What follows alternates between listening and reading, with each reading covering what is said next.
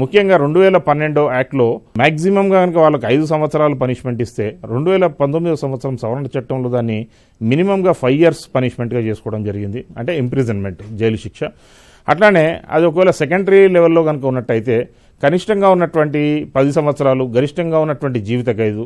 Especially ఇందులో ఒకవేళ కనుక 16 సంవత్సరాల కంటే తక్కువ వయసు ఉన్నటువంటి పిల్లల పైన ఇలాంటి ఒకవేళ ఘటనలు జరిగినట్టయితే వాళ్లకు ఆ 10 సంవత్సరాల నుంచి జీవిత ఖైదు అయితే ఉందో దాన్ని 20 సంవత్సరాల వరకు కూడా ఎక్స్టెండ్ చేసేటువంటి అవకాశం ఉంటుంది.